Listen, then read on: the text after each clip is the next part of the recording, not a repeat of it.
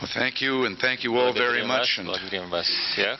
I think that maybe I got out the wrong Может быть, set of notes here. не те Still, I do записки say thank you выдал, very но much. все-таки я вас благодарю. General Secretary Gorbatchev and Господин distinguished генеральный guests, секретарь, уважаемые fellow гости, Americans and citizens of the соотечественники Soviet Соединенных Union, Штатов, граждане Советского the Союза. American philosopher Американский Ralph философ Waldo Ральф Emerson Уолдо Эмерсон once wrote that однажды написал: there is properly no строго history, говоря, only истории нет, biography. есть только биография. He meant by Этим он this that имел в it is виду, not enough что недостаточно to talk about говорить об history as истории, simply как forces and только о силах factors. и факторах. History is В конечном ultimately a итоге record история — это of отчет human will, о человеческой воле, human spirit, духе, human aspirations надеждах of Earth's men and women, земных мужчин и each with the женщин, precious soul and данной free will Господом that the Богом, Lord каждому bestows. из них драгоценной душой и Today, свободной I, волей. for the United States, Сегодня я от имени the General Соединенных Secretary Штатов, for а the генеральный Soviet Union, секретарь от имени Советского have signed Союза the first подписали agreement первое в ever to истории eliminate an соглашение о entire ликвидации class целого of класса U.S. and Soviet американских и nuclear советских weapons. ядерных вооружений. We have Это made войдет history. в историю. And yet И many все же so-called многие wise так men once называемые predicted that мудрецы this однажды agreement предсказывали, would что be невозможно impossible to будет achieve. добиться этого Too many соглашения. forces and Слишком много factors сил и stood факторов against было it. против него. Well, still, we Мы все же persevered. стойко придерживались We kept at своего, it. мы не сдавались. And I hope Я the General надеюсь, что Secretary господин will генеральный forgive me if секретарь меня простит, I reveal that если in я some of the признаюсь, bleakest что в times, самые when it did мрачные truly моменты, когда seem действительно that an казалось, что agreement would prove соглашение окажется impossible, невозможным, I я bucked myself подбадривал up себя with the словами words of a великого great русского Russian, Leo человека Tolstoy, Льва Толстого, who wrote, который писал: "The strongest «Самые of all сильные warriors воины are — those это two, time время and и patience." терпение». In the next В few течение days, we will предстоящих дней discuss мы further будем arms обсуждать reductions and other дальнейшие issues. сокращения вооружений и And again, другие it will take вопросы. time И and опять patience потребуется to reach время и agreements. терпение для того, чтобы But as we добиться begin these соглашения. talks, Но приступая к этим let us remember переговорам, that давайте не genuine будем international забывать, что confidence and подлинное security международное доверие и are безопасность невообразимы without open без societies открытых with обществ freedom of со свободой information, информации, freedom of свободой conscience, совести, the right to правом на publish, and the right to публикацию и travel. правом путешествовать. So yes, Да, we will мы address human займемся rights and вопросами regional прав conflicts, человека и for surely региональных the конфликтов, salvation of ибо, all несомненно, mankind спасение всего lies only in человечества making зиждется everything на том, the чтобы concern of забота обо all. всем была делом всех. With time, Я верю, patience, что and с willpower, помощью времени, I believe we терпения will и resolve силы these воли мы issues. разрешим эти вопросы. We must, if we're to Иного achieve a пути true, нет, если мы хотим secure, and добиться enduring peace. настоящего, прочного и продолжительного мира. As different as our systems Несмотря на все are, различия между there нашими is a great системами, bond мощные узы draws the связывают American and Soviet американские и peoples советские together. народы. It is Это the common общая dream мечта of peace. о мире. More than 40 Более years 40 ago, лет we назад fought in a мы great были war as союзниками в allies. мировой войне. On the day that news День, of the когда enemy's известия о surrender reached победе Moscow, достигли Москвы, crowds большая gathered in front толпа of the собралась American перед embassy. американским посольством. There they Люди cheered the friendship приветствовали of a nation дружбу страны, that had opened a которая second открыла front второй фронт and sent и посылала food, munitions, провиант, and trucks to the боеприпасы и Soviet грузовые people машины as they народам displayed Советского awesome Союза, courage and проявившим will огромную in храбрость turning и the волю invader в back. победоносной борьбе с врагом. A young American Молодой diplomat later американский told of a дипломат потом Soviet рассказывал soldier о советском in the солдате в crowds толпе, who который shouted все over and over, кричал: "Now it is «Наступило time to live." время жить». Too often in the Слишком decades часто на since then, the протяжении soldier's прошедших с тех dream пор of десятилетий time to эта live солдатская has мечта been о put времени off, для того, чтобы at жить, least as far as it откладывалась, concerned по крайней genuine мере, в peace отношении between our two подлинного мира countries. между нашими странами. Yet we Но Americans мы, have американцы, never stopped никогда не praying for переставали peace. молиться о мире. In every Мы part of the хотим, world, чтобы we сейчас want this to уже be наступило время жить во a всех time частях to live. мира. Only those Только who те, don't кто know не us знает believe that нас, America считают, is a что Америка — materialistic земля land. материализма. But the true Но America is настоящая not Америка — это не supermarkets огромные filled with meats, продуктовые milk, and магазины, goods of all переполненные descriptions. мясом, молоком и It is товарами not всевозможных highways видов. Это filled не with cars. автострады, забитые No, машинами. true America Нет, настоящая is a land Америка — of это faith земля and веры и family. семейных уз. You can find it Эту in our Америку вы churches, найдете в наших synagogues, and церквах, mosques, синагогах in и our homes мечетях, в and наших домах schools. и школах.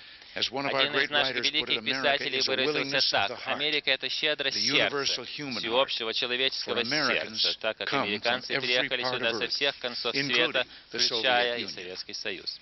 We want a Мы peace that ищем мира на fulfills земле, the при dream of all котором сбудется peoples. мечта всех to людей raise о their том, families чтобы in их freedom and семьи safety. росли в условиях свободы и And I believe that if безопасности. both of our Я верю в countries то, have что если у courage and the обеих наших patience, стран хватит we will мужества и build терпения, мы such a сможем peace. добиться такого мира. In the next 2 В months, течение следующих 2 people месяцев throughout the народы world will всего take мира part in будут 2 great праздновать два festivals великих of faith, праздника веры – Hanukkah Хануку и and Рождество. Christmas. One is a Первый celebration праздник – of freedom, праздник свободы. the other of Второй – peace on праздник earth, мира на goodwill земле и toward men. благоволения среди людей. My great Я hope is that the преисполнен надежды, biographies что of our биографии time нашего will времени record зафиксируют, that что we у had нас the will хватило воли to make поступить this так, the right чтобы season встреча на высшем уровне for this summit. соответствовала духу этих праздников. Thank you. Благодарю вас за God внимание. bless you. Да хранит вас Господь.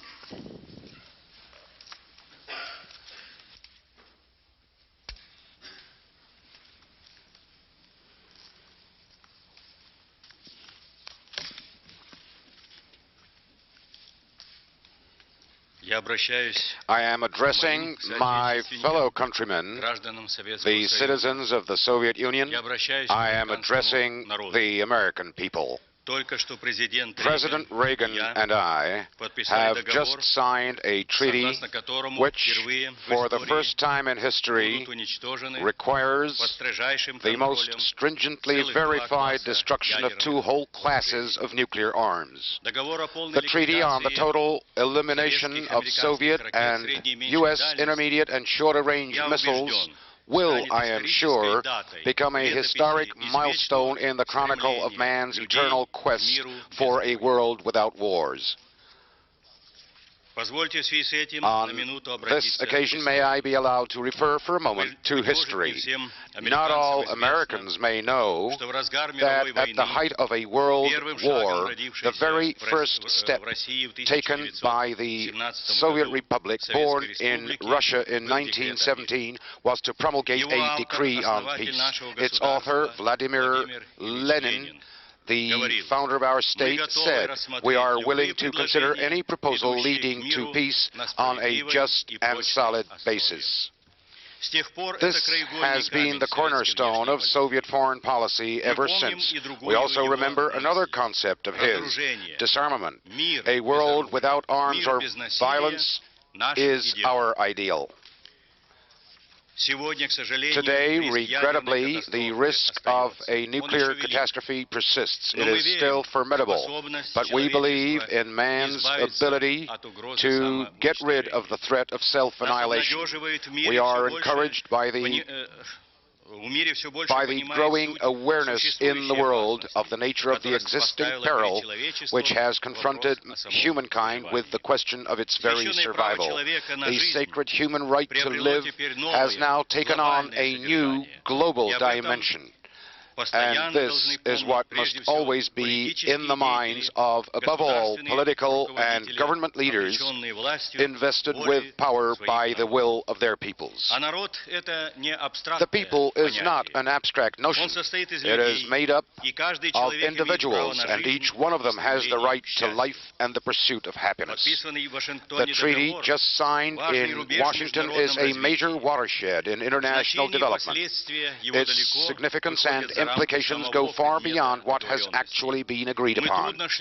Our passage to this watershed was difficult. It took us through lengthy and intense arguments and debate, overcoming long-held emotions and ingrained stereotypes.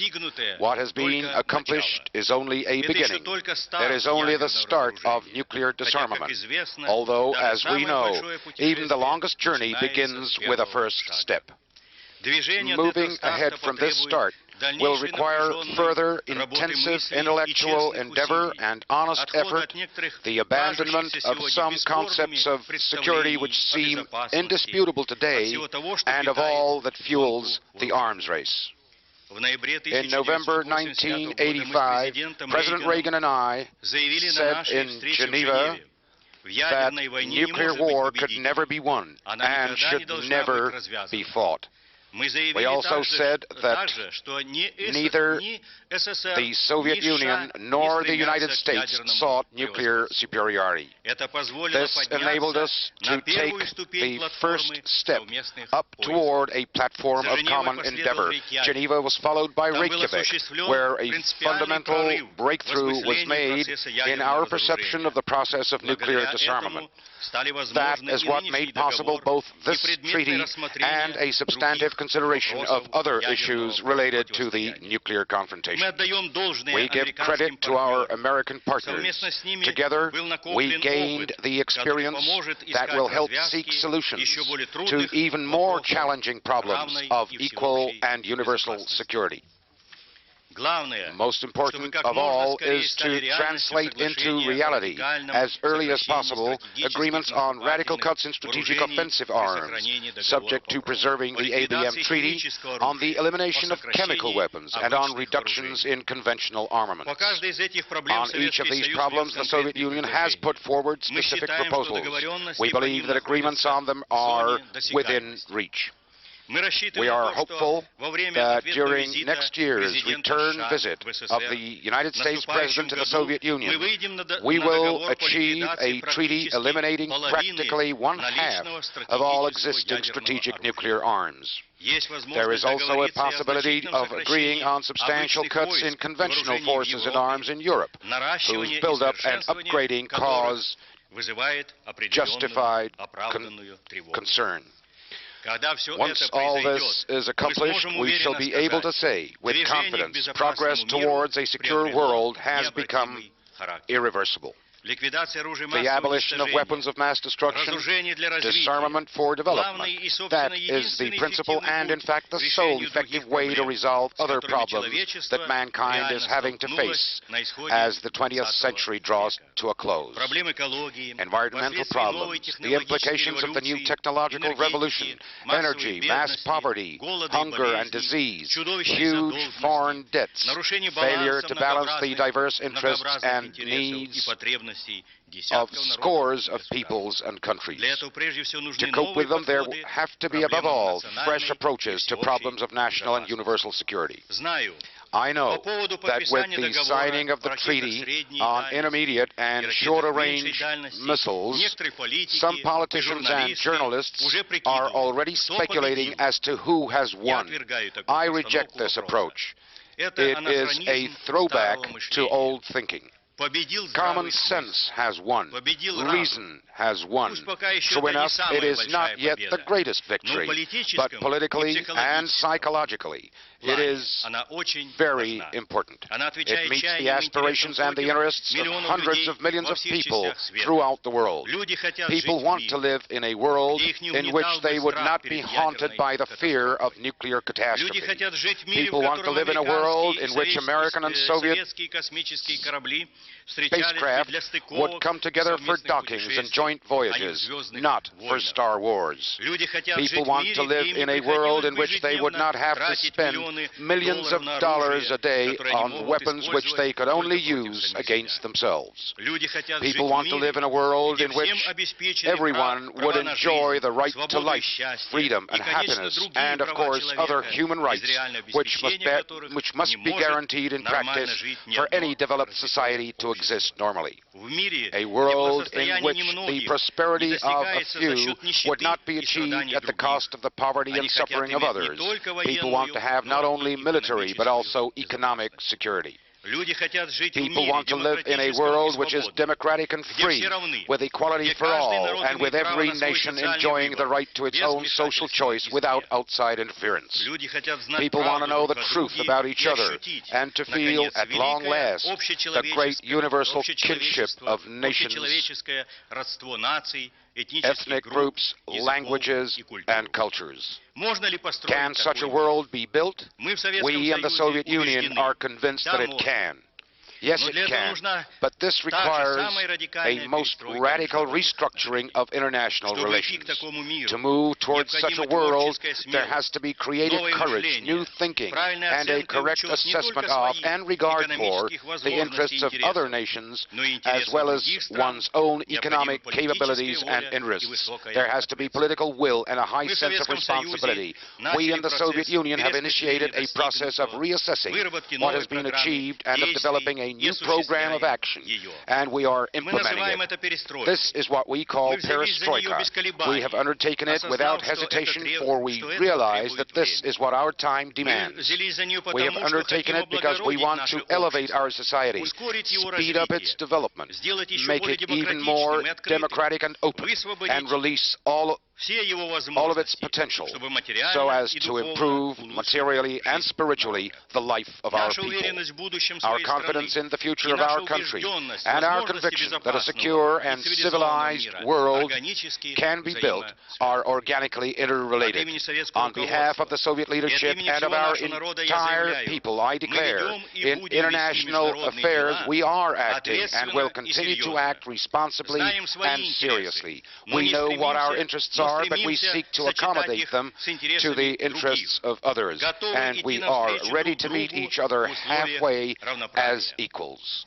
The President and I have 3 days of intensive and important work ahead of us. Our talks are already underway. For our part, we will try to do all we can to achieve results, substantial results. Thank you.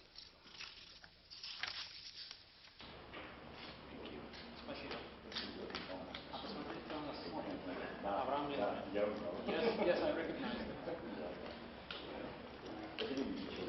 He was a great man. And not only a great man out in America. He was a great man of mankind, of human civilization.